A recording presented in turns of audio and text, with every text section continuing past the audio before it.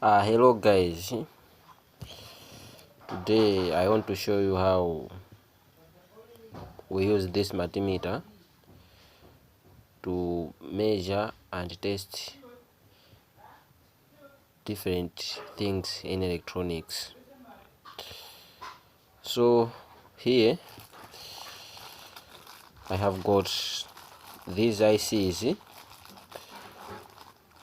and the transistors which I'm going to show here how I measure them and see if the transistor is good or bad, or the IC is good or bad.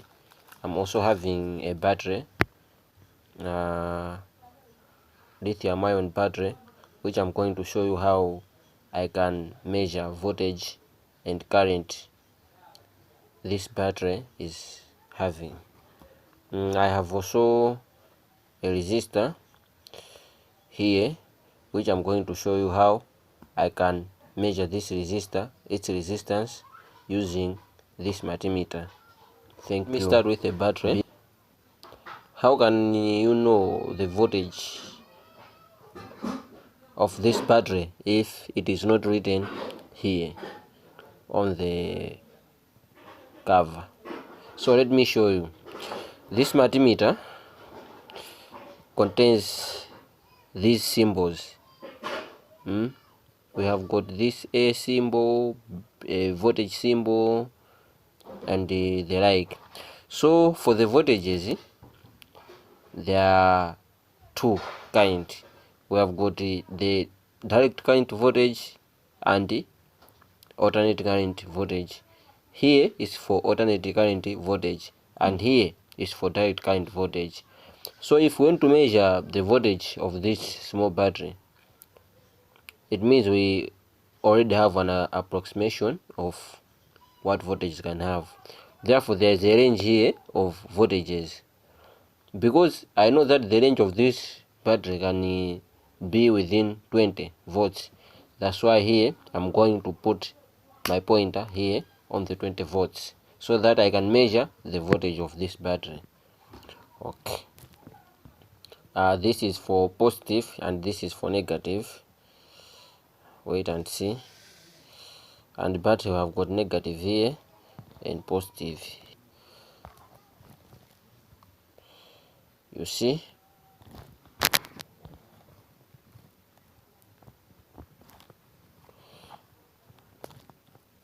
So this battery is 3.39 volts. Yeah. So for the resistor, this is a type of resistor. Of course, this resistor is a large one for 5 watts. So this resistor, fortunately, it has a written resistance here. But suppose if there is no written resistance, you can use this multimeter to know its resistance.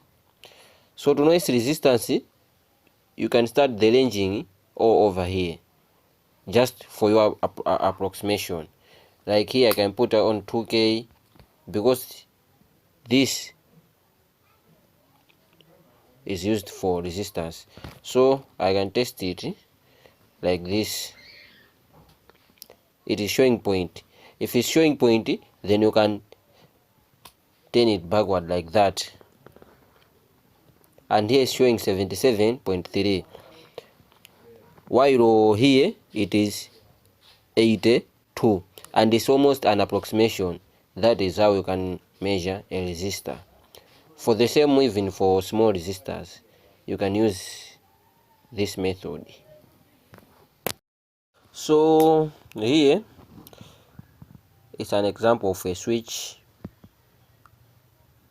When it's like this, it means it's off, and like this, it's on. So let me show you to test for a switch if it's okay or bad. So the switch, it is supposed to conduct electricity only if it's on. Then it can allow current to pass through it. If it's like this, current cannot pass through it. Then if you want to test if this switch is okay or bad, it means in this way it should not conduct electricity. and when it's like this, it must conduct electricity. So let me show you. We test this using this part, which is called continuity. This part causes the buzzer to do its work. Then let me show you. I have turned it off. Let me try. No continuity. It means when this switch is off, it is working properly. Then let me turn it on like this. It has reached to continuity. It means the electricity is passing. Therefore, this switch, when I turned it on, it is working and is allowing electricity to pass through it. Then it's a good switch.